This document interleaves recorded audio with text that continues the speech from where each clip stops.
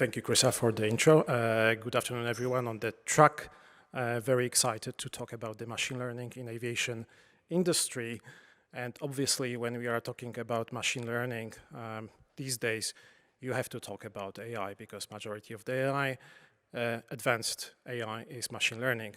So I just simply propose to change the topic into AI in AI, and I think this covers it all. Now, when we are looking at this picture, you will notice a couple of characteristic elements. So I did created this with GenAI. We've taken a couple of keywords, and the biggest one was sustainable aviation. You can see that there is definitely a paragliding pilot there flying above the beautiful Swiss Alps. So if you are able to fly with the wind and solar power, that would be fantastic if you could scale this up to our industry, but I'll tell you also how to do that in reality and to what extent we could use that. My name is Pawel Kampczyk, and I'm working in IATA in sustainability and economics, leading data science initiatives there. Previously, I did work also for the airlines, so some of the use cases that you're gonna see there are really the applied use cases in this area, in the area of the sustainability of the aviation. Now, coming back to our paragliding pilot, what can we do with the wind? You can really fly with the wind. So you can optimize your routes in order to fly with as much of the tailwind as possible. We had this very applied use case with the Qantas flight planning system. It came to be about 5-6 years ago. Instead of just trying to conceive one single best flight path, you are doing a simulation of thousands of the flight paths. Some of them are longer than the others. And you choose basically the one that is giving you in your predictions using the 4D weather forecast the least fuel burn. So if you're flying with the tailwind, you are arriving somewhere faster and using less fuel. It is especially effective if you are living in a place which has very little of the restrictions if it's about the airspace. So definitely not Europe. And here you are seeing an example of just such a OND simulation. It's really a lot of paths, and it's not very straightforward which one will be the best. With the cloud computing, you're able to do those computations in parallel and have in a couple of minutes your result that is giving you, on average, a single percentage number of your fuel burn savings, which is massive for airlines.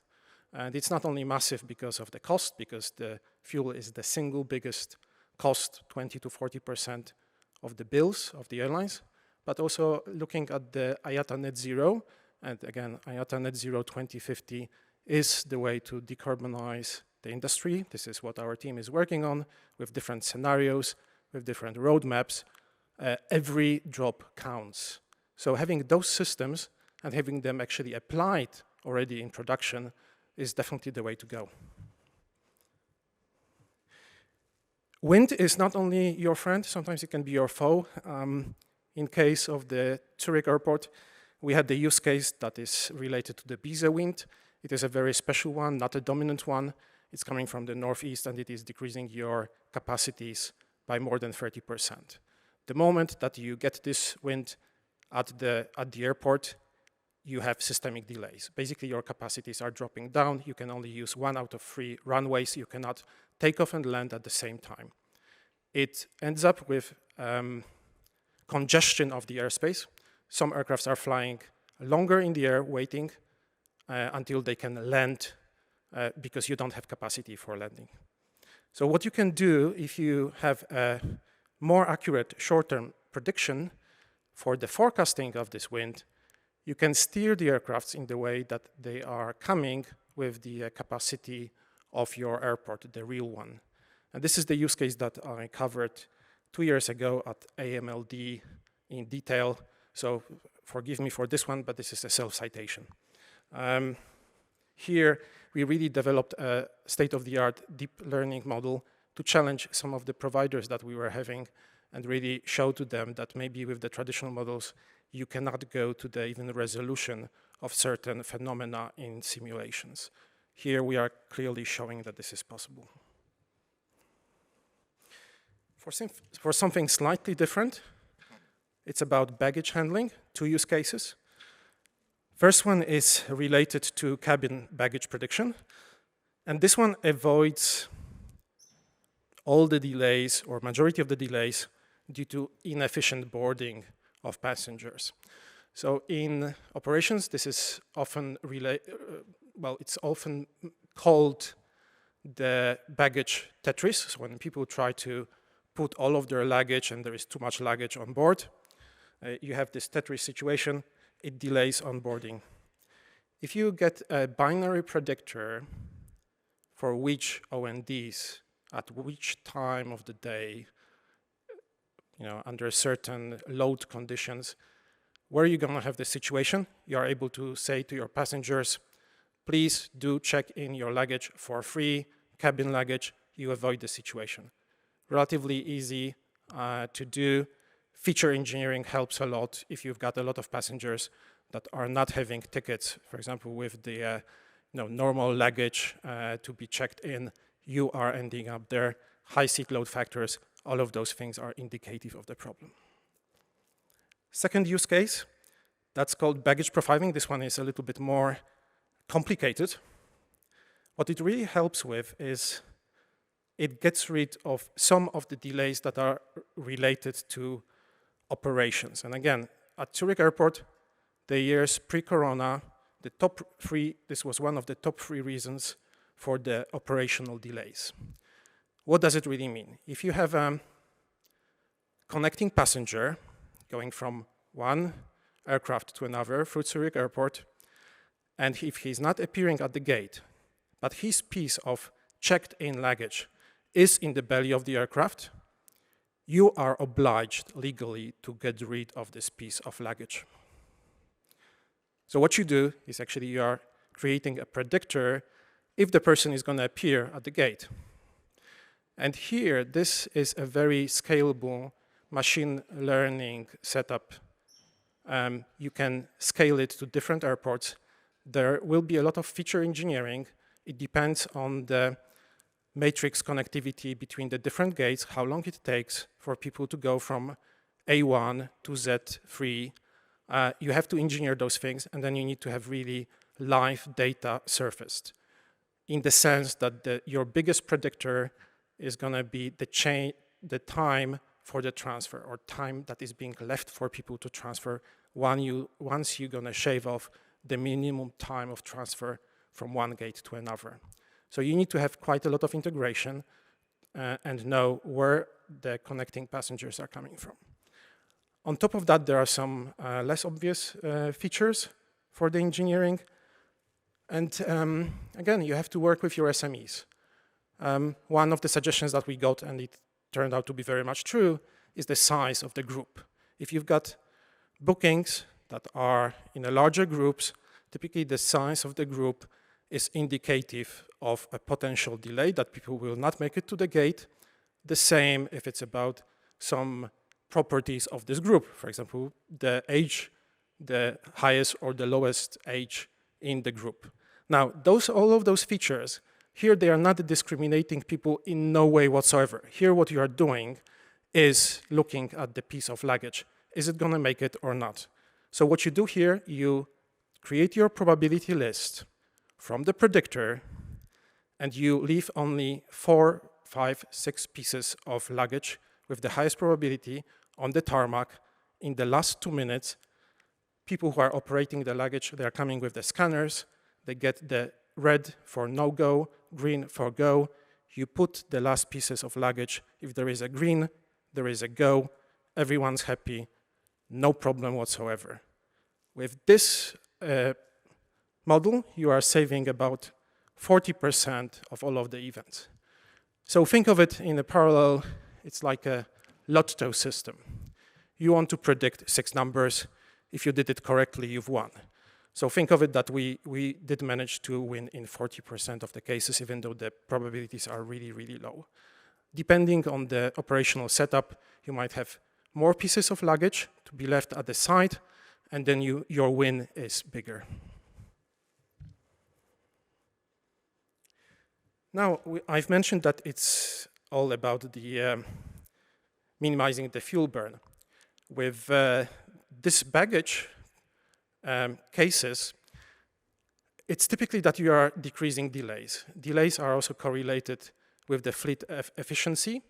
So if you've got a lot of those disturbing events, you will decrease your efficiency. Coming back directly to the fuel burns, we created a system that is minimizing the fuel burn for the entire fleet. And here maybe for you it is interesting to know that even seemingly identical aircraft, so the same body, the same type of the engine, the same year of production, they might be differing in their fuel burn in a stable flight, so all the conditions the same, on the level of the single percentage numbers. So what you want to do is you want to minimize the fuel burn. How do you do this? You create the list of the most efficient aircrafts under a given amount of passengers and cargo and wind and many other parameters, and you match it with the list of the most fuel-intense routes. This way, you make sure that this is the best solution you can get. This is all theory, right? And you cannot just give this list to people in operations in Excel. That's not just going to work. So what it really needs for the application is a systemic, data-driven solution for operations.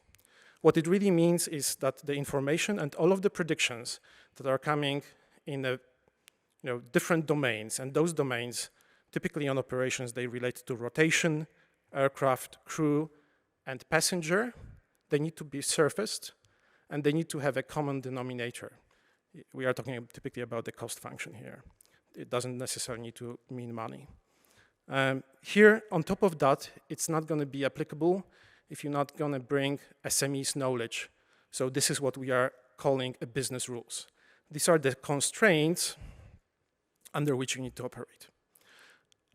Once you do this exercise, and this is already an enormous one, so I can tell you that since we are talking about the applied machine learning days, it's a massive effort. We did that in Swiss during the Corona, one of the few projects that got unfrozen, and one of the few that immediately get a return on investment within only 14 weeks.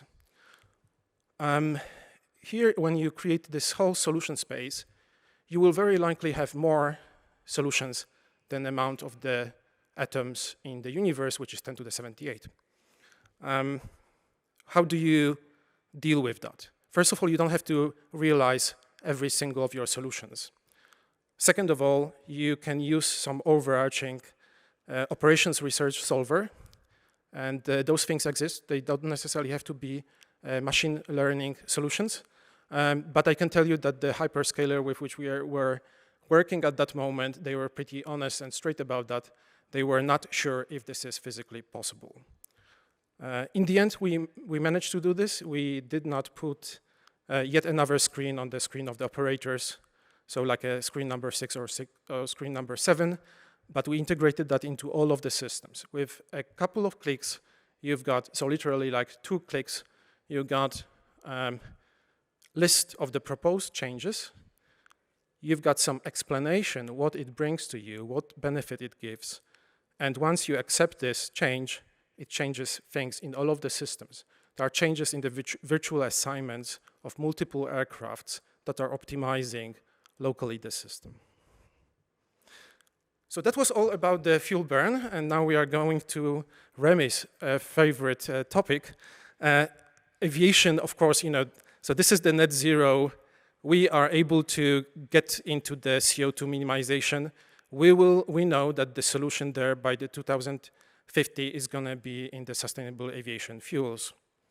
1/3 of the effect, very roughly, of the warming of the industry, and again, we are contributing to about 2% of the energy consumption with our industry to the world consumption. 1/3 of the effect are the contrails. So these are those nice trucks that the aircrafts are leaving sometimes, and they are in the supersaturated regions. They could be having a cooling or a warming effect, depending on the altitude, day, and so on and so forth. However, when you sum up over all of the globe, all of the time, in the end, the effect is net warming effect.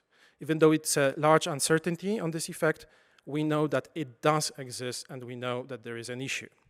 And I think this is one of those few cases where the machine learning could be a silver bullet. And again, this is my personal take on this one. Let's check with Remy in five years' time when the things will be applied. But here, really, it works a little bit like a Pareto rule. So only small amount of those contrails or a small amount of the flights are contributing to the contrails that are giving you like 80% of the issue.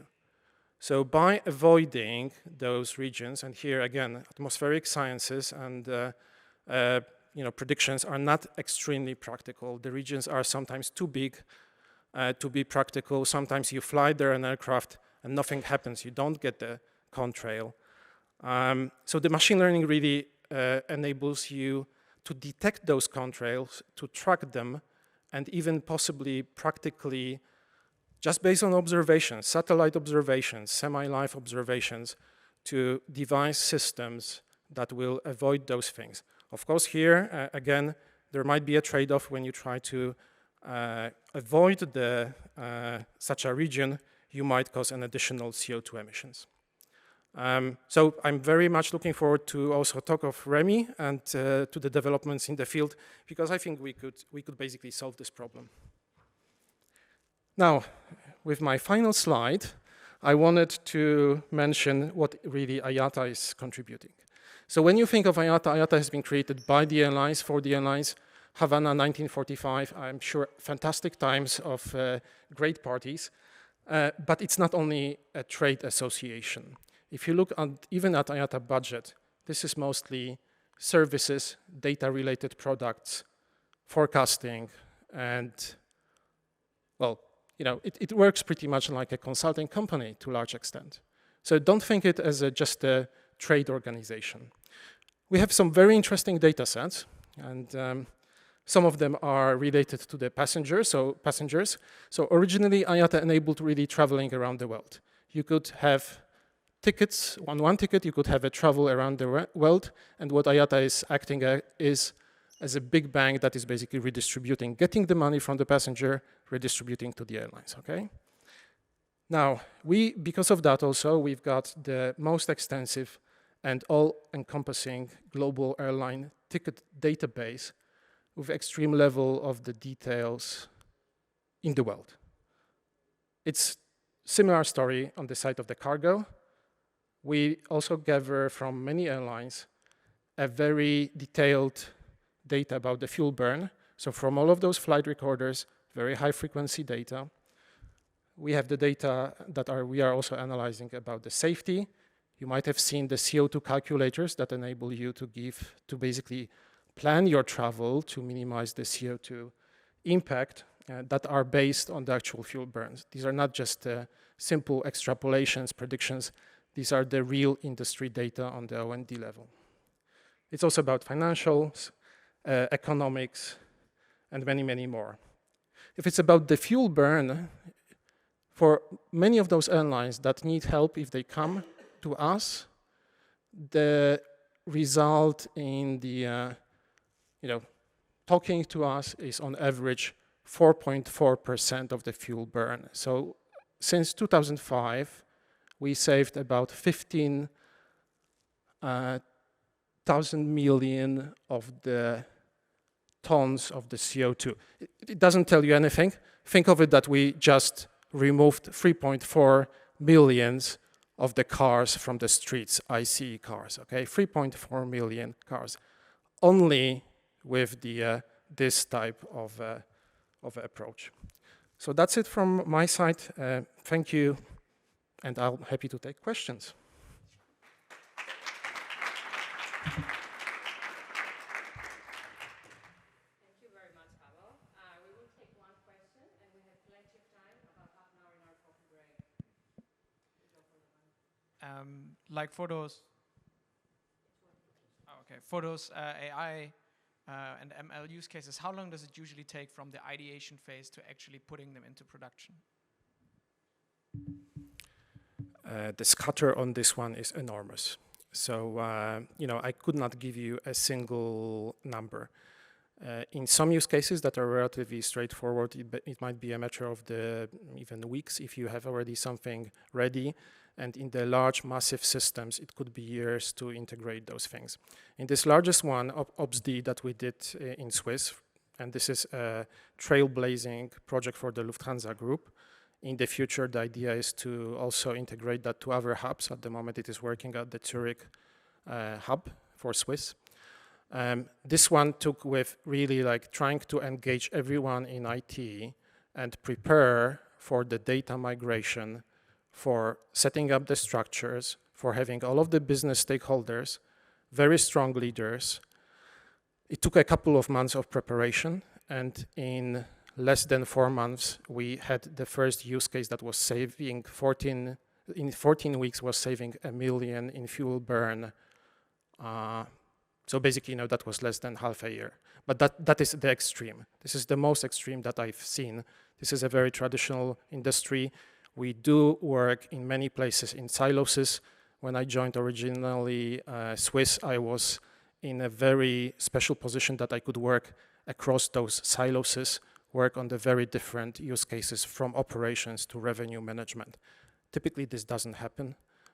So working across the silos and bringing the value is definitely a challenge in such an industry.